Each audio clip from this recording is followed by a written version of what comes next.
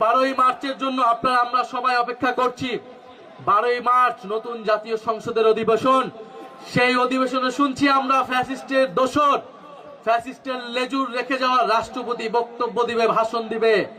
আপনাদের সামনে স্পষ্টভাবে বলে যাচ্ছি, কোন ফ্যাসিস্টের দোসরের বক্তব্য শোনার জন্য 12ই মার্চ আমরা জাতীয় সংসদে যাচ্ছি না।